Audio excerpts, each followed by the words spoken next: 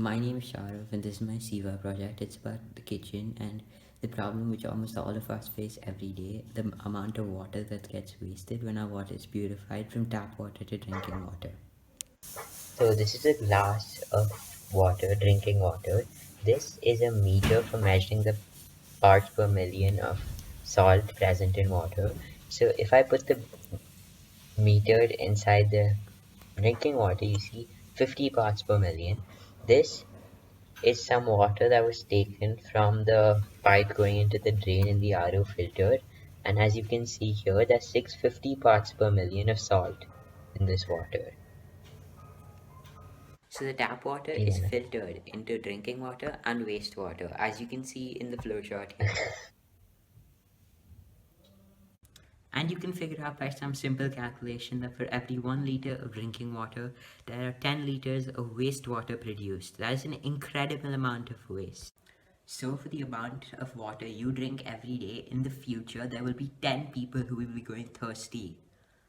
The water that comes out as wastewater has 650 parts per million of salts. Recent studies have shown that anything up to 700 parts per million can be used for watering plants. The water in the waste could also have been used to water the plant. The problem is you can't have a hole going all the way from your kitchen to your garden to let the water out. So I found a better method, using a bucket to store the water. So we need a method to signal when it's full, and that's what I made using electricity. So this is what I designed. So this is what I used. It can actually be made to look a lot better, as you can put the battery and the buzzer into a box, and since it can be made to look better. So this is what I used. It contains two electrical endpoints which you can clamp onto whichever bucket you're holding the hard water in, like using normal cloth clamps which you use to dry clothes. And the problem is they have to be metallic. So this is the RO filter in my house. It consists of this tube which goes after the drinking water and the blue tube which leads into the drain. It has been taken out of the bucket for now to for show. And so what happens when this bucket is not really full and everything is in place, and so are the electrodes, but the bucket is not really full.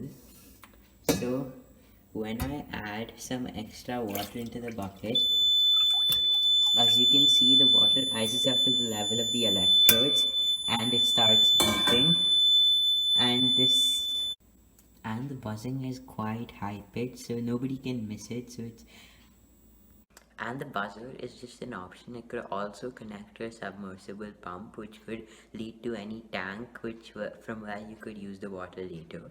So there are two banks, each with two batteries of 1.5 volts each, for a total of 6 volts. It's all connected in serial, so it adds the voltage. The electrodes here are clamps which are used for hanging clothes to dry. They have to be metal because metal conducts electricity. But if clamps are not used, you can also use the wires by taping them onto the side of the bucket.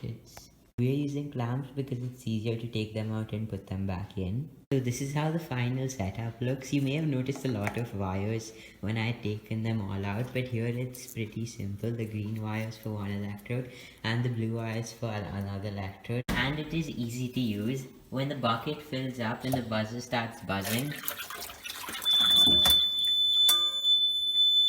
all you need to do is take out the clamps, take out the bucket,